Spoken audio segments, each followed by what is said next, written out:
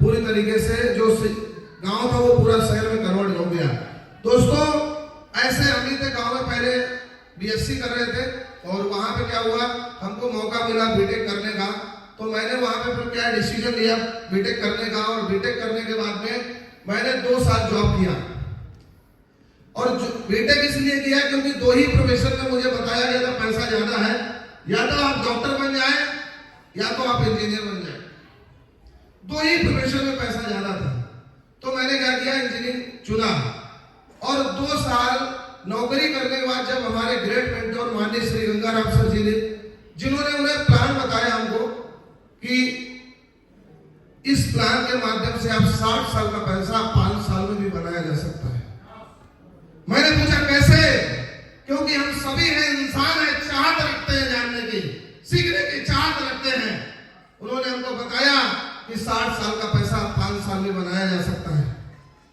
तो मैंने उनसे पूछा कैसे, उन्होंने सिस्टम बताया। क्योंकि दोस्तों मैं 2 साल नौकरी कर चुका था। उन्होंने कहा था कि अगर उस समय 2 साल करने के बाद भी हमारे अकाउंट में पैसा नहीं था, तो उन्होंने एक शब्द बोला था कि वही करोगे जो अभी तक किया है तो वही मिलेगा जो अभी तक मिलता हुआ आया है।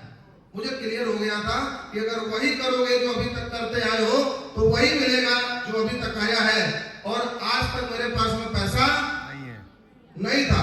उन्होंने इस टियान सिस्टम के बारे में बताया। और जब गोल्ड करके आप प्लेटिनम करते हैं तो 2 गोले बनाते कि नहीं।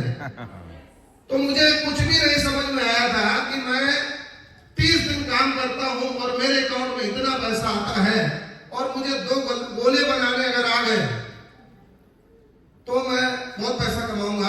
तो मुझे लगा 4-6 गोले तो बना ही लूंगा। मेरे दिमाग में कुछ भी नहीं आया, प्लान समझ में नहीं आया। मुझे एक चीज समझ में आ गई, 4-6 गोले तो बना ही लूंगा। मेरा जितना वहां पेमेंट आता उससे ज्यादा यहाँ आने लगेगा। और कारण क्या था नौकरी छोड़ने का, क्योंकि दीपावली का त्योहार था और दीपावली के त्योहार में मैं घर आ रहा था, क्योंकि 1 साल से घर नहीं गया था। और उस समय मेरी छुट्टी जो अप्रूव हुई थी और टीम लीडर ने कैंसिल कर दी थी बिना बताए, तो मुझे गुस्सा इस बात पे आई थी कि मेरी छुट्टी कैंसिल बिना बताए कैसे हो गई। अगर कैंसिल करनी थी तो पूछना चाहिए था। और उसी समय क्या हुआ कि उसी समय प्लान को डिस्कशन किया गया। मैंने रिजाइन उसी समय किया और टीआरएस को चुना। और दोस्तों आज की डेट में 5 साल के अंदर जो मेरा वहां पे पे आउट हुआ करता था, ठीक 2 गुना मेरा वीकली पे आउट है इस समय मेरा।